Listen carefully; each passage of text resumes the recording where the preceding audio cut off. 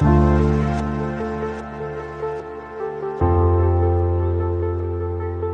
everybody. This is Across the Atlantic. We provide actionable insight on geopolitics at the intersection of capital markets. Today, I'm joined by Major General Tracy King. Tracy King is a distinguished leader with decades of global military experience, from leading U.S. Marine forces in Europe and Africa to serving as Director of Asia Strategy for the Joint Chiefs of Staff. His career highlights include managing billion-dollar operations, fostering international alliances, and driving innovation in expeditionary warfare capabilities, including overseeing the development of next-generation amphibious ships. With advanced degrees in strategic studies and a lifelong passion for mentoring the next generation, Major General King brings unparalleled insights on leadership, geopolitics, and organizational transformation. Tracy, really appreciate you hopping on this afternoon. Thank you for the time. You're welcome. I hope I can live up to that intro. It's quite a big one. It's quite a big one. So, I just did a bit of an intro for you, but, it's always good, I think, to hear right from the person, the background experience. So, Tracy, if you could, just kind of give your background in your own words, I think that'd be super helpful. What drew you to military and public service? Okay, sure, Garrett. Yeah, thanks. It's good to see you. So I'm an Oklahoma boy, born and raised in Oklahoma City, son of a truck driver and a school teacher. The blue collar, runs through my veins. I'm very, very, very proud of that. Married my high school sweetheart. We had two great kids. One's a major in the Marine Corps. The other one's a third grade school teacher. So, what I'm most proud of in my life is that my children, decided to serve their people. And I take a lot of pride in that every day. I was a varsity athlete growing up in high school and college. And I always knew that I wanted to serve. I wasn't sure in what capacity. And the reason for it is I've always wanted to be on a team. I like being on a team. And I take a lot of personal value out of service. So I wouldn't have traded anything. Being a Marine is not an easy lifestyle. My wife and I served for 35 years. We moved 21 times, which is pretty much the norm in the Marine Corps. You move a lot, but that's, once every year and a half, you're packing up the house and packing up the kids and packing up the dogs and off you go somewhere else. About a third of my career was overseas, mostly in the Western Pacific. 2/3 of the Marine Corps are out there. So as I grew up in the ranks, I did 3 tours on Okinawa, about 10 years. Thailand, Tinian, Saipan, Guam, Australia, et cetera, Korea, et cetera, et cetera. And then, like the rest of the Joint Force, when we decided to move back into the Middle East 20 years ago, I got several vacations and some fun spots in the Middle East. But I got when I picked up flag rank after command. As a young brigadier, I got caught inside the Pentagon's gravity well, and I worked for Chairman Dunford, Secretary Mattis, covering down on their Asia desk, which was not an easy job, probably the hardest thing I've ever done. But I got to see history with my own eyes. I've been in the room with Xi Jinping. I've been in the room with Prime Minister Abe, who unfortunately was assassinated. With President Moon from South Korea. And, et cetera, et cetera, traveling around as what we, commonly refer to as the chairman's plus one.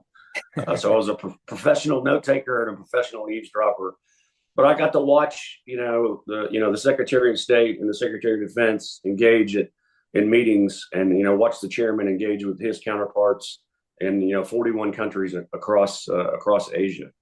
And that was, an education. I might not have a PhD in strategic leadership, but I damn sure took all the classes. So, and it was very, very enjoyable. The last 2 years in the Pentagon, the commandant sent me to be the senior Marine on the CNO staff. The CNO, Admiral Mike Gilday, and I were on the joint staff together. So he knew me. He brought me in and gave me his expeditionary portfolio, which is Navy Special Warfare, Marine Mammals, Navy construction battalions, and the biggest part of it, it's about a $50 billion profile, was the amphibious ships, what the Marines call the Lima class ships, LHDs, LSDs, LSTs, et cetera, et cetera. That was another education in, not how to run a large organization, but how to outfit one, and how America is spending her very important taxpayer dollars on very expensive equipment. Then Commandant asked me to go to Germany to take over for 54 countries to 44 countries in Africa and Europe. I thought it was going to be a good twilight tour. Thanks Putin. He sort of jacked that up for me. A little bit. Yeah, and Africa is an extremely complicated place. It's 3 times the size of the United States. Not a lot of people know that. Very, very diverse countries, cultures, and then all the problems that come with that. There's some tremendous allies there. There's some tremendous partners there. But there's not a lot of U.S. Presence there. That we in the military we called it the Benghazi effect. Covering down on at-risk embassies over those distances is a insurmountable problem, and that garnered a lot of my attention. And then the big part was trying to prevent a strategic miscalculation with Russia. So the Russians are professional liars, but their objectives were very, very clear. The reason that they decided to go to war was very, very clear. And we just we tried to be very clear at the strategic level that we're not going to allow this conflict to widen, which was in line with what they wanted. So that pretty much sums up. But I love being a Marine. I love being on the team. I wouldn't trade it for anything in the world. Over. Yeah, fantastic. No, I appreciate that, and just a little bit of experience. So definitely not a lot, right? Been in the room with some, maybe important people, maybe not. But that's fantastic, Tracy. Really appreciate that. Now, you covered a few different geographies. You also mentioned some countries in there and leaders of those countries. Just diving right into it and keeping it high level. So you have seen how these people think, how they operate, and the like. When you're thinking about the history of geopolitics and U.S. geopolitical adversaries, some of the first countries that come to mind for myself are countries like China, which you mentioned, Russia, like you also mentioned, and then Iran and North Korea. Right. Now, thinking about that history and how things have changed, and your own experience in dealing with these folks in these countries, how they're working in tandem today, is that different than how they may have or may not have worked together in the past, thinking back a few decades and even more recently? Yeah, good question. I'll start off being purposefully critical of us. It is a strategic mistake of the first order to push them together. So one of our, widely known, we tell it openly to everyone. One of our most important strategic objectives is to prevent a strategic alignment between China and Russia. Right. And that is actually a pretty easy strategic objective to achieve because they are just diametrically opposed. They can't stand each other. You can't get them in the room. They have the world's largest land border, and their immigration problems, make ours look, minuscule in comparison. Yeah.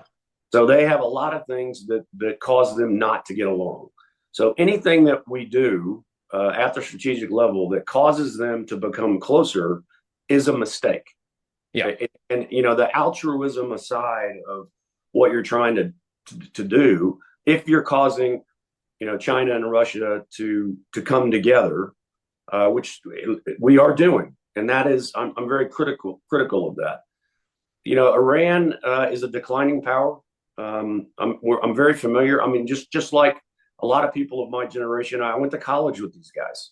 There's a very large Iranian diaspora in the United States. Yep. I spent 5 years in Washington, D.C. There are, large numbers of Iranian, immigrants that are there, and they're great Americans. Very moderate, very intelligent, very well educated. So that the middle class in Iran is oppressed, and they know it, that they're oppressed. So the oligarchy that has taken control since the fall of the Shah is really not representative of how the Iranians see themselves. It's not, and I think that is going to eventually come to a head. I mean, I see the oligarchy in Iran falling, I think if you play the movie out, inevitably they're going to fall. They happen to be in a very important geostrategic location. They have abundant natural resources, and they have a very well-educated middle class. So those things are kind of what's driven it. Their proximity to, what is a strategic watering hole, the Persian Gulf, for all countries of the world, it just makes the problem a problem. North Korea, I'm very familiar with. I own one of the things I did when halfway through my career in the Marine Corps is the Marine Corps and the Joint Force decided to make me an operational planner. So think the guy that writes those plans. So me and a cohort of other guys owned the series of O plans, which the most pressing one is with North Korea. So when you look at North Korea, it's kind of a hard problem to understand, and the reason for that is, North Korea population is half the size of South Korea. So there's about 25 million people in North Korea. They have a GDP that's about the same as Vermont's. Okay, so think about that. Right. So 250,000 Vermont people are making the same value as 25 million North Koreans. Wow, I mean it's just a fact. Yeah. And their brothers to the south just recently their economy just passed Russia. So when you kind of take a step back, you have Vermont holding Russia hostage, and it's hard to understand how did that ever happen. North Korea has over 1 million men in uniform. They have 12 corps, about 100 divisions. 15,000 long-range artillery, lots of long-range fires, close to 50,000 special forces. So they're doing that so that they can reunify when they think that they can do it, so they can reunify the peninsula. The problem. So just putting my American hat back on, what makes the North Korea problem such a problem is, and I stole this from Chairman Dunford, is it's the only place in the world where someone can make us go to war. So everywhere else in the world, it's the choice of our civilian leadership on whether or not the United States is going to have a cause to be bellicose, right? A casus belli, the Latin term. In North Korea, there are 28,500 active duty soldiers, and it's the only treaty alliance that we have that is a floor and not a ceiling. So you've heard the term troop cap, right? Well, there's no troop cap in South Korea. What they watch is when it gets to 28,499, they're like, hey, where's that guy? And did he bring his family over with him? So, the South Koreans are not stupid. They realize that, if America pays a blood tax from a North Korean invasion, that America's at war. Right. And that, underwriting their national security with, our own citizenry is what, in my opinion, has that. And, the fact that Korea's a peninsula, North Korea does a war game. They attack with 50 divisions, and we land behind them, cut them off, and and kill their army again. Right. So I like to call it Inchonitis. They have Inchonitis. So that has caused a deterrent effect, which is so far has worked. But getting to the heart of your question, a conflict with China will include a conflict on the peninsula. Interesting. Okay. And it will be, the North Koreans are, they're the world's best diggers, and they got the world's best concrete, and they have watched us for decades, and they know that if we can see you, then we'll take you out. So the majority of their capabilities are below ground. So if we get in a fight with them, hundreds of thousands of young Americans are going to have to go in and dig those guys out. And Secretary Madison, Chairman Dunford, since I own the Korea problem set, would ask me all the time, okay, that they understand it better than I do, but they would say, how's it going to be different than this exemplar, this of 1950 fighting the war? And my answer was, number one, they're going to fight. So it's not going to be like breaking up an Iraqi Republican Guard division that just falls apart. These guys they're dug in and they're going to fight, which means we're going to have to go in there and dig them out. And the other thing that makes it really different is we're going to eat a nuke. So North Korea is a nuclear power. We know they have nuclear weapons. We know how many they have. We know where they are. Their delivery systems are not that good, but they're working to try to fix it. So I'm not worried about, personally and professionally, I'm not worried about a nuclear strike on the continental United States. I'm not. I am worried about if we get into a conflict with them and we start to close it down, because we'll start having success in about a month. And when we get into North Korean territory, we're going to run across a nuke and we're going to have 10,000 casualties. So, Gotcha. I mean, imagine losing, a surface action group, or a couple of submarines, or they're somehow able to get one, close to, large American formation, and we take a nuke on the chin, and that will happen. That worries me a little bit. So it's on, the onus is on our policymakers and our senior leadership to prevent an alignment of these countries. Call it an axis of evil, which has been called that before, and I think that we can do that. So it begs the question of the conflict in the Ukraine. Right. So for all the right reasons, the nations of the world are supporting the Ukraine because it's right and it's good and it's just, and they're a democracy under attack, and an illegal war, et cetera, et cetera, et cetera. But are we pushing Russia closer to China? And the answer is yes. I think fundamentally, yeah. Yeah. So there's the dilemma right there, right? Right. Yeah. And so again, you're jumping around to a few different countries, and fantastic overview of all four of them. But just to give an example of how they may be working together more closely today than maybe of the past few decades, right? So North Korea, I mean, there was the famous Putin visits to North Korea not too long ago. I think they were a few months ago, in which there was probably some exchange of Russian technology for North Korean ammunition, as well as now we're currently seeing North Korean soldiers fighting in the Kursk region of Russia, or on Russia's behalf, right? So that's the Russia-North Korea relationship, incredibly high level, and then you also have the Iranians giving Russia, I think Shahed drones is what they're called. Shahed drones, yeah. Shahed, yeah, exactly, yeah. So, to me, and then of course, China has supported the Russian economy as they're on the war footing, right, by providing microtechnology and microelectronics, which have dual purposes. So you can Yeah. kind of see on the economic front, on the military front, a coalescing of, as you mentioned, axis of evil. I like also axis of upheaval to the current, Like that. global order.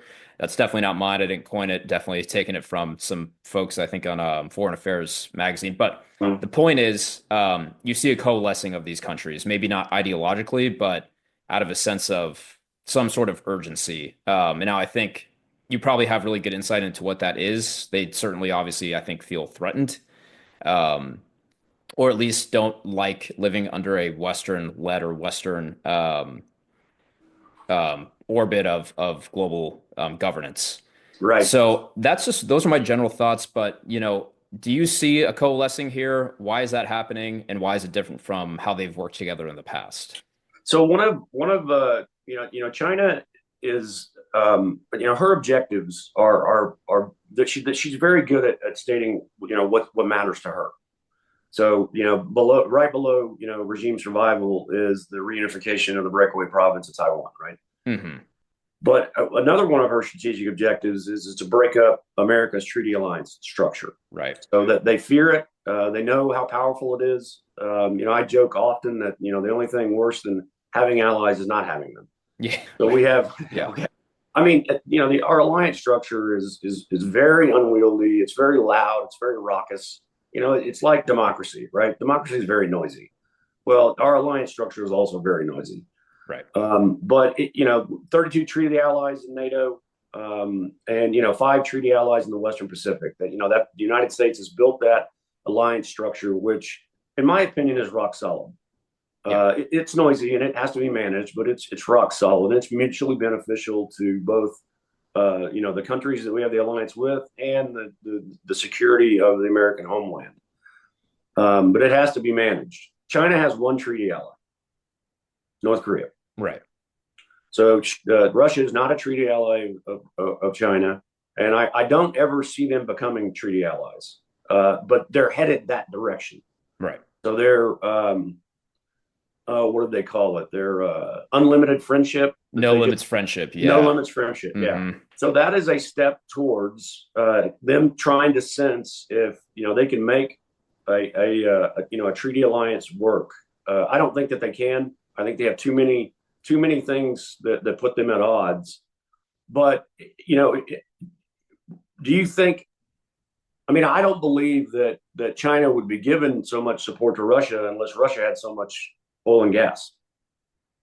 I think that's definitely part of it. I think China, I mean, this is just a fact. They are the world's largest importer of a lot of different things, foodstuffs and the like, but also very high on that list is energy.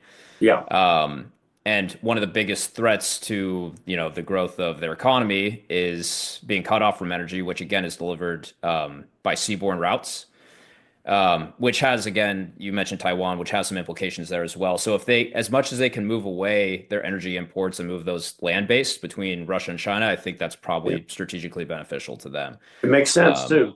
right. So there's no, so that's to say that what we're talking about is purely financial and economic. There's no ideological kinship, I guess, really there. Right.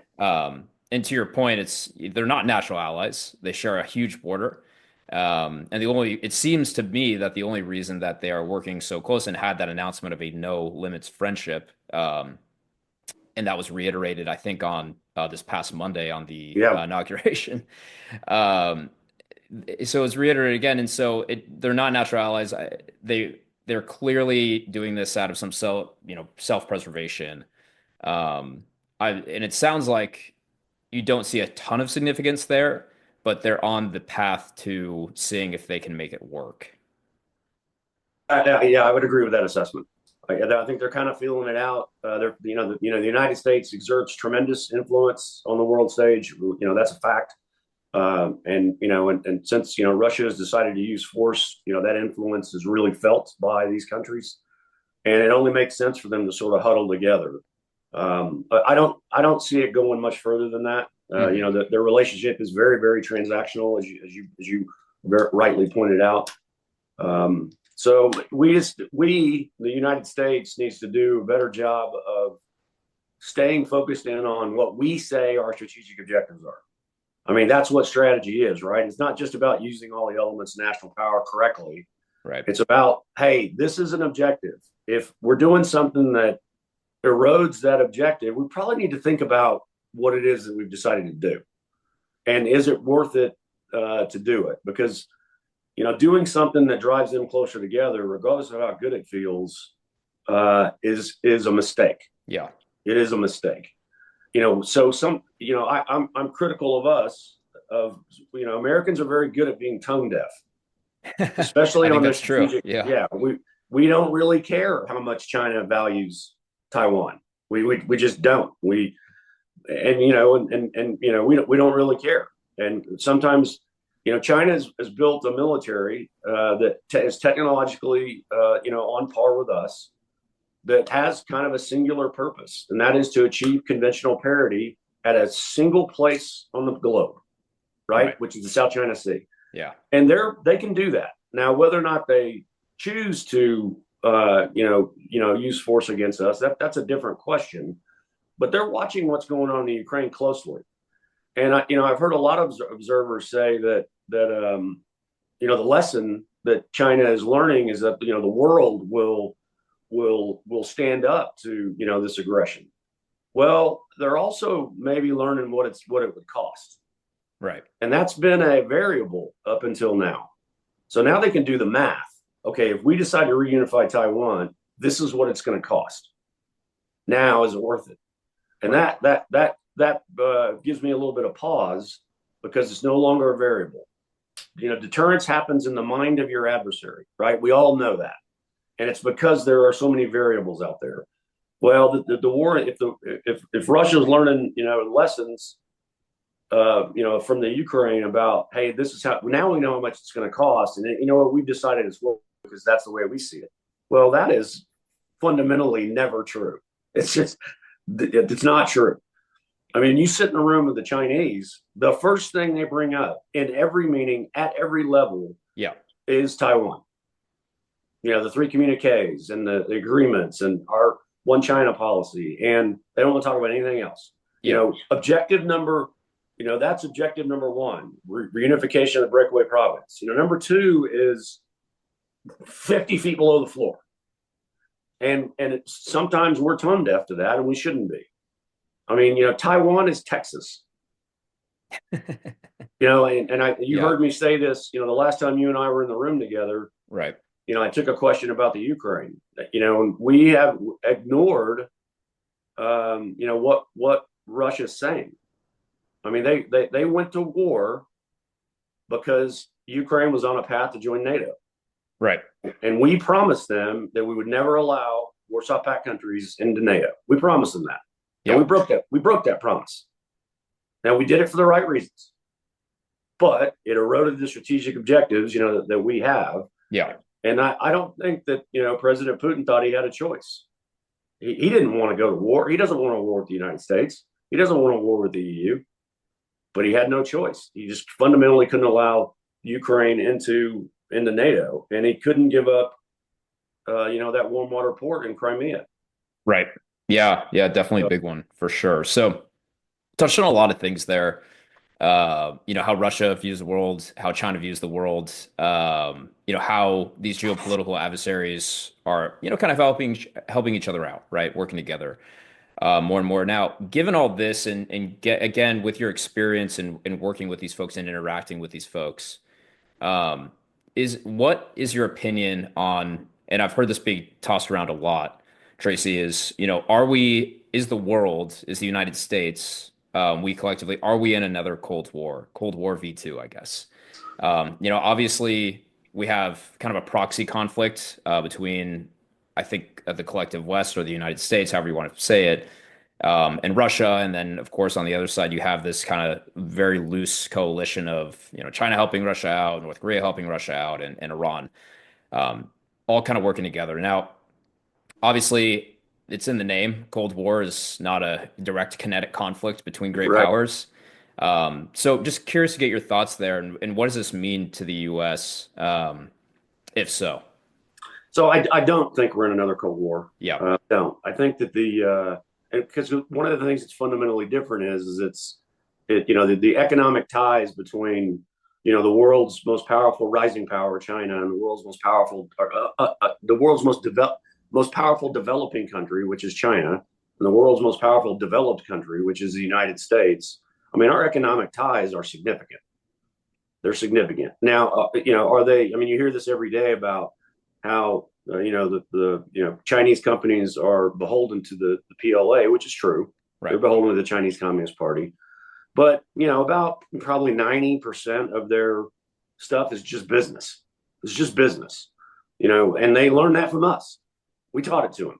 So after World War II, America has this fascination with again we ignore that we taught everyone drone warfare.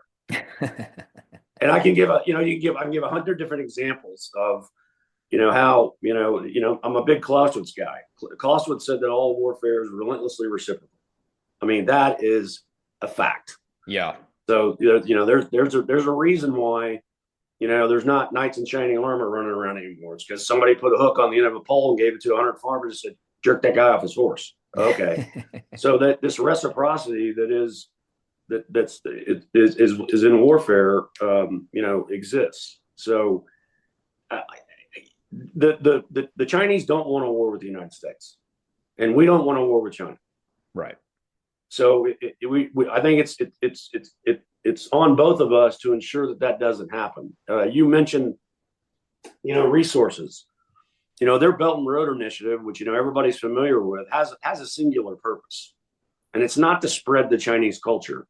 It's to prevent us from cutting them off from resources. So what worries me is that it looks very similar to Japan's co-prosperity sphere. So if you go back to 1935, boy, it kind of feels like 1935 right now. Gotcha. Mm-hmm. So I'm much more worried that we're just going to come to come to a head, that our competing strategic objectives are going to become irreconcilable, and we're going to have a hot war.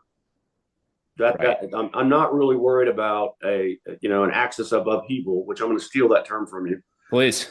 Yeah, is gonna result in these countries starting another Cold War with the United States. Gotcha. Yeah, and I think I've heard this being been talked about both by geopolitical analysts, and then also a lot of economic and just market analysts as well. In that, this time around, obviously there's a lot of geopolitical volatility. There's a lot of friction right now, and we're talking about United States and China. But, as opposed to the traditional Cold War of the past, which was, at least on the face of it, incredibly driven by ideology, seems Yeah, like this friction and volatility is driven by access to resources, strategic commodities. strategic watering holes. I mean Correct. that hasn't changed.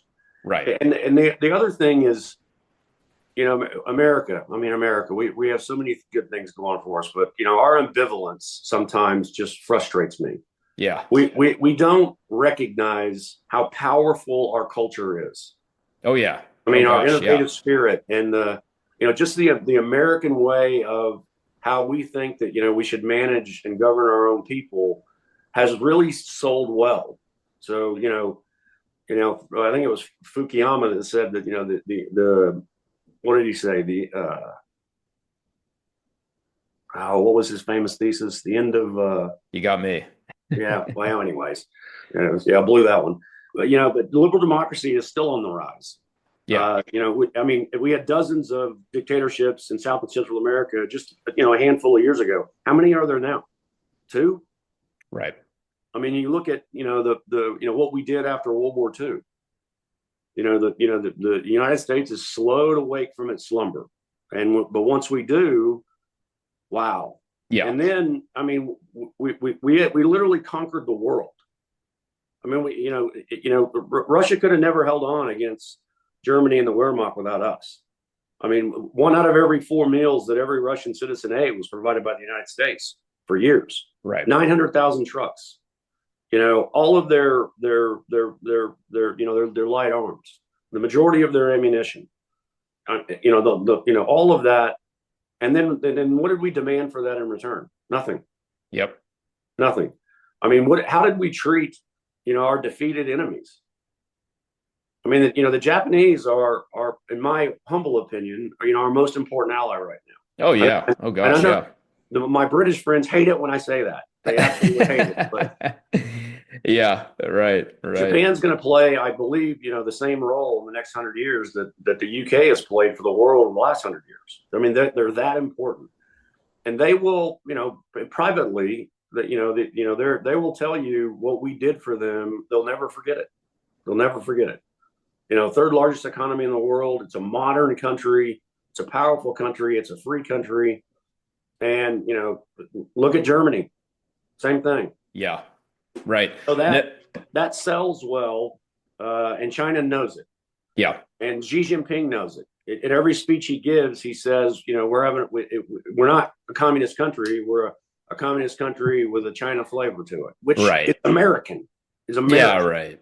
Yeah. Exactly. No, it is funny how they I think words matter and the narrative matters and the words that they use I think matter a lot. So watching those is worthwhile. And what we're talking about right now, Tracy, I think is a good segue into this next piece. It's a bit of soft power.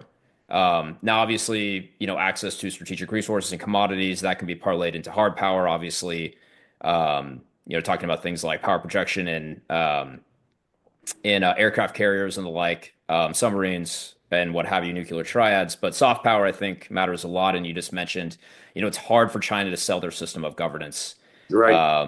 because it's really it's not that appealing. And now they've tried to buy up, I think, and they've failed at that objective via what is it, the Silk? Silk. Yeah. The Silk Road. Yeah, exactly. Their Silk Road, and that was I got like 10 plus years in the making, and sitting here today in 2025, that kind of feels like has fallen flat on its face. Um, And again, I think that is in large part due because there is no, as we talk about the American dream, there is no Chinese dream.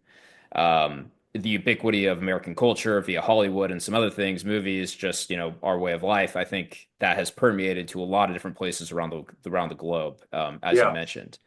Um, So so Garrett, yeah, yeah, let me.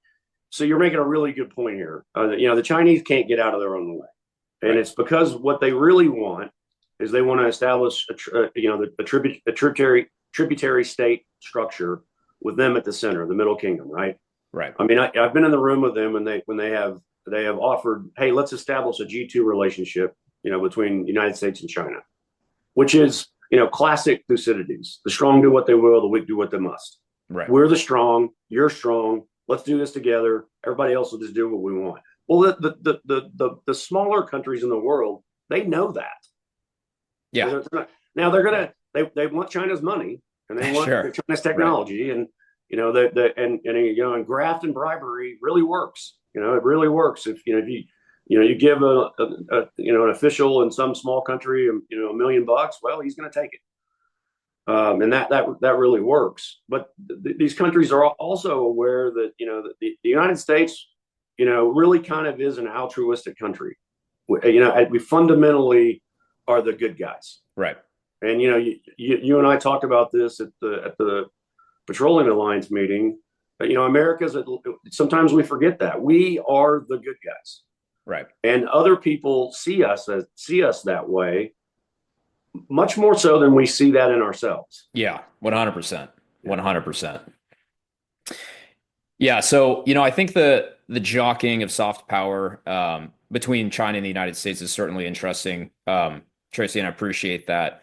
And we also talked about Africa as well. I know that's definitely an area that the U.S. and China are competing. And in the areas that you mentioned of where China is providing the cash, these countries may not necessarily want to, but in a world where there is no alternative, what are they going to do? Right. So I think that can often be, a powerful incentive or indicator of where a country might lean. Um, in this kind of again back and forth of commodities, resources, strategy, and the like. So bringing us back up to the top, Tracy, I am curious. We're talking a lot about China and the United States and the relationship here. Obviously, very complex one. Now, I feel like I've got to ask you, and this wasn't on our docket, Okay. but if you had to look into your crystal ball and give some sort of vision on, in your opinion, on, do you actually believe that China will try to retake Taiwan by force? If so, when? I know 2027 has been thrown out there a lot. And if so, what do you believe the implications of the geopolitical implications will be both for the globe and for the United States? Okay. Yeah. So I'm very pessimistic. I think we are on a path to a conflict. I've probably been saying that for 30 years, and we're slowly, incrementally getting closer and closer. And I think it's on us to not stumble into a war that we don't want. Right. And we need to listen to what they want. A lot of their demands are unreasonable. Some are not unreasonable. And the thing that worries me the most about China deciding to forcibly reunify Taiwan is that it's 90 miles away from the mainland. So it'll start with the blockade. It'll start with long range fires. It'll start with cyber. It'll start with drones. And China's military is purpose built to hold the United States off while they successfully reunify Taiwan. So the United States military we're a global hyperpower. So Right. we can use the ocean as maneuver space, stay safe at sea, come in a time and place of our choosing, with the world's best Air Force and the world's best Navy, and of course the world's best Marine Corps, and the Big Brother Army, coming in with the mailed up fist, and we can do that anywhere on the globe that we want. So, if China does decide to do it, which I think is inevitable, Yeah. why in the hell would we fight them on Taiwan? So and there's counters to that argument, but why would we go to the one place where they can achieve conventional parity with us? So, when I had, and this kind of dawned on me when I took over command of, as a component commander for UCOM and AFRICOM, everybody's worried about, China, moving into Africa. I'm not. I say hold the door open and let them know that you kill a single American, we're going to burn all of that to the ground on day one. I'm going to charge you $1 billion a day in Senegal, in Ghana, in Congo, in South Africa, because they can't defend it and they know it. They have one overseas base, and it's at Djibouti. Yeah, right. So you spin the map around and you see what the United States can do to you in South and Central America, what we can do to you in Africa, Europe, whatever, and that our treaty allies are going to be doing exactly the same thing. Highly capable treaty allies. I mean, our treaty allies in Europe are highly capable. Highly capable. They're just smaller than we are. Right. So that is the deterrent value of that is real. There's real deterrent value to that. China decides to use force, it's going to be catastrophic for both sides. I mean, we'll have, that they will have success, but in about the end of a month, we'll turn the tide, and we'll kick them off, and we will have a victory against China, and then the sun's going to come up, and Taiwan is still going to be 90 miles away from China. Right. So, okay. So what does that look like? That looks like a victory that's too expensive. Yeah. For what you get for it. Pyrrhic. Yeah, Pyrrhic victory. Yeah. The Romans. We're still using the Romans, right? I know. It's classically a Pyrrhic victory. Yeah. So they know that, and we know that. I just hope that we don't ignore the realities of how expensive that war would be and lives lost. I mean, America's going to suffer 10,000 casualties. Right. China's going to suffer 10 times that many. Yeah. And what will end up happening is, you mentioned this early on about our culture. I mean, the Chinese really, really admire the American culture, and we admire the Chinese culture. I mean, you're going to have Chinese food this weekend. Probably. High chance. if I can find some good sushi here in Oklahoma, I'm going to. Good luck. I mean, I used to tell my Japanese friends this all the time. I mean, every 8-year-old boy wants to be a samurai. Yeah, right. So totally. when you meet the Chinese people, their middle class is the same size as this country. Yeah. It's about 350 million people. And they want the same things that we want, Garrett. I want a second car, and I want a nice house, and I want my kids to go to American college. And, they want, so if China fights a war with the United States and loses, the minority, which is the Chinese Communist Party, I think they're going to get thrown out of power. And the revolution that happens in China will shake the world. So 100%. Yeah. You heard me, talk about this very ubiquitous organization that's in China called the People's Armed Police. And whenever you walk, in Tiananmen Square, you can't get more than 5 feet away from one of those guys because they're everywhere. And they wear these ugly light blue uniforms, and they carry a pistol that was probably made in 1925. I think it's a 38 caliber. And they're little batons. But the People's Armed Police have a budget that's larger than the Chinese military's. Why? It's for the Chinese people. Yeah, it's to hold the Chinese people down. And they're everywhere. They're on every street corner. They're on, I got to see them in full force. When we came in to go to the Great Hall of People, they shut all the highways down. Right. And it was, for 50 miles, there was a Chinese cop about every 20 feet. So you get a distinct impression how big these guys are, size wise, the People's Armed Police. And then when you look at their budget, I mean, imagine if the FBI had the budget of the Department of Defense. Yeah, that would be something else. There'd be an FBI guy sitting behind you taking notes on this conversation. Yeah, I think so. Right. But no, I'm very optimistic about where the United States military is today. The American people have bought and paid for the most powerful military that the world has ever seen in human history. Right. The things that we can do, I mean, you just don't really understand it until you see it. I mean, when we did the march up to Baghdad, I didn't know that we were that powerful. And I was a lieutenant colonel. I've been doing it for 20 years. But watching the the U.S. Joint Force uncoil and get in on top of somebody, I mean, it is amazing to watch.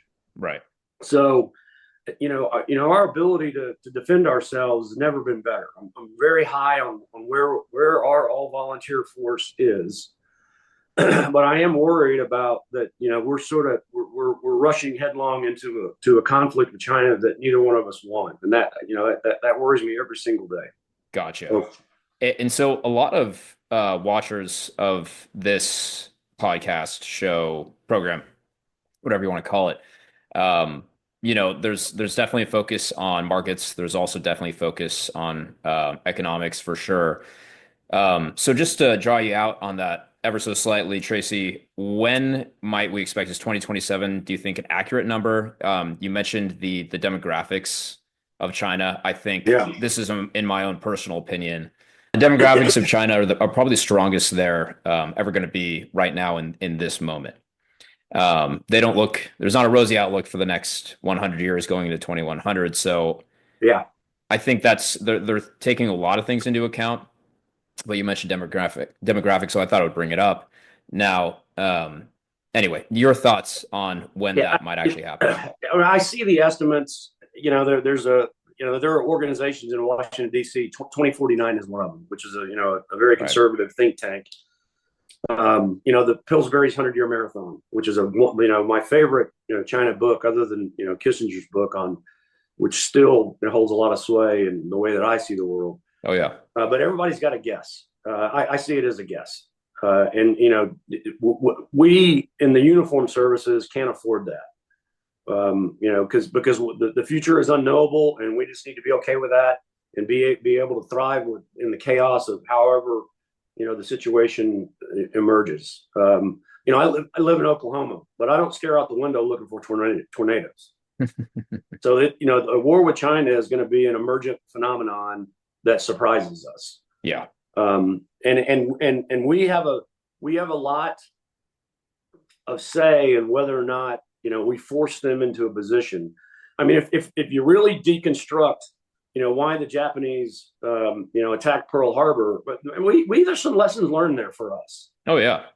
I mean, Oh yeah. our hands are not clean on. We really didn't give them a whole lot of choice.